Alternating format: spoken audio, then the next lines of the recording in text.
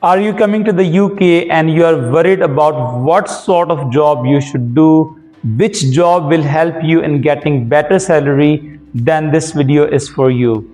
In this video, I'm going to talk through 5 best jobs in the UK that you can do on student visa and you can earn much better than the minimum salary or minimum hourly pay rate. I'm Harrison here and welcome to my Facebook page and YouTube channel. When I came to the UK in 2022, just like you, I was thinking that what job shall I do? Obviously, I was looking for better salary because I can meet my end needs. Obviously, as a student, you are thinking about how you're going to manage your living expenses, groceries, travel, and also some of you try to manage your university fee as well. And if you look at the minimum hourly pay rate, if you work elsewhere other than London, like anywhere in the UK, the hourly pay rate is 12.21 pounds per hour, and if you look the rate in London, it is 13.85 pounds per hour. But obviously in this video I'm going to talk about those jobs which will get you better salary than the minimum hourly salary. So on my list, the number 5 job is what we call the security jobs. But obviously there are some positive and negative sides of it. The negative side of it is that you can't straight away start this job. You have to get an SIA badge. I have made a video some time ago in which I talked through that how you can apply or get an SIA badge. If you have not watched it, you can watch that video. But obviously if you get that badge, obviously it will cost you some money because there's some institute who actually help you in getting that SIA badge.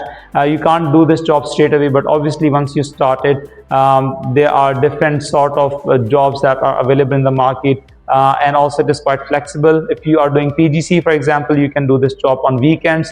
If you are doing any master's course and you're free on other weekdays, you can do those jobs any day of the week. Some of the jobs are available on construction sites, some of the jobs are available during night time, so there's loads of flexibility. But if you look at the salary is very close to the minimum pay rate, but some of the security companies, they provide you better salary as well, but it depends. But that is on list number 5 because this is quite easy job to do, but at the same time you have to think about that you need to get SIA badge before you start this job, and it may take 1 to 2 months when you land to the UK. On my list, the number 4 job is what we call student ambassador jobs in the university itself. Now, all the universities wherever you are studying, they need people, they need students who actually help them in running their events. But the downside of this job is it is occasional job because obviously not all the times the events are happening in a university. But the plus side is that sometimes university pay better rate and also they prefer their own students. So what you need to do if you're coming on student visa, you need to think about what are the events that your university is hosting. You can apply for these jobs online or on your university's website, and you can see whether you can do the job, and depending upon the timing, does it clash with your university timing. So based on those criteria, you can actually apply for those jobs. On my list, it is number 3 is what we call warehouse operator. When I came to the UK, I actually started this job because this job is compared to the other jobs, it pays much better. When I came to the UK in 2022, the hourly pay rate that I used to get was around 16 to 17 pounds per hour, and obviously it depends on what days you're working. If you're working on weekends, and especially if you are working at night, this rate can go as high as 22 or 23 pounds per hour as well, depending upon the warehouse and depending upon the demand and supply basically. And also if you are working specifically during Christmas or Easter holidays, you are getting better salary as well. But the downside is that it is very challenging. You literally need to lift physical objects which are like maybe as heavy as 25 kilograms, and you need to lift those objects throughout your shift. That is basically 8 hours long shift. So it looks easy, but you know, if you spend one full day in a warehouse, you would know that how tough this job is. I spent my whole first year when I was on student visa doing this job because I was doing PGCE, and obviously during PGCE I was not able to find any work during weekdays because the timings in the university are quite challenging. And also, like when you are doing your placement schools, you are working at the schools from 8 a.m. until like 5 p.m. So there are very limited options left. So the only job that I could do was the warehouse operative job. You can also get more hours. For example, if you want to do 20 hours, you can ask your supervisor that they can give you more shifts, or maybe you can do 16 hours on weekends and then maybe some 4 hours during any of the weekdays, maybe somewhere in the night or somewhere. So it depends on your supervisor as well.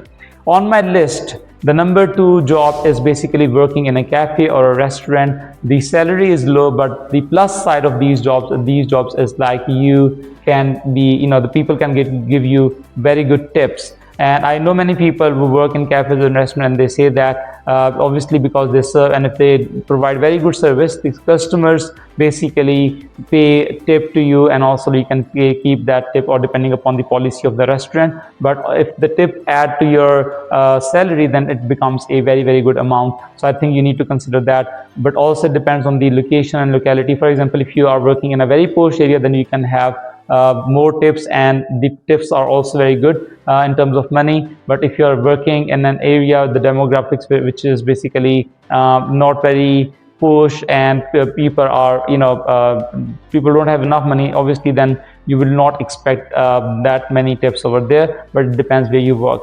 And on my list, the number 1 job is obviously it requires a lot of skill, but if you have that skill, you can earn up to maybe 30 pounds per hour, because this job requires to have another language, a command in another language, and that job is basically interpreter or translator.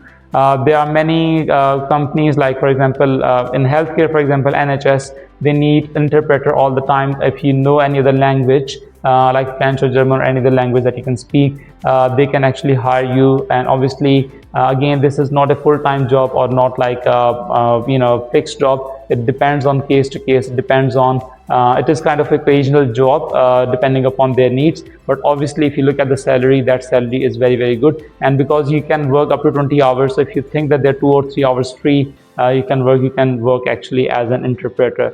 There are some other jobs as well, which are, for example, Uber delivery driver, or Uber, for example. But those jobs are not allowed for students, because you can't do freelancing. And there is a way which is a shortcut, but obviously that is illegal. I will not recommend anything that you should be doing illegally in the UK. So I will not going into those jobs where you can actually deliver food, or working as a rider, because obviously you're breaking law if you know what I mean. So I will not recommend those jobs, right?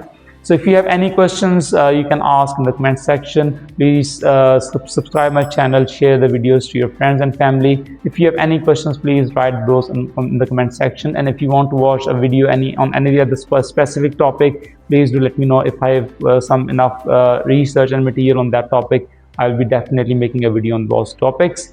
And also, if you need any help, those of you who are new to my channel, even though I struggled during my first year, I'm working as head of physics in a school in London, based on North London basically. And in order to become a teacher in the UK, you need to do PGCE with QTS. If you need any help and related to PGCE with QTS, we do offer our consultancy services as well. If you need our services, please email at info@ajhreliance.org.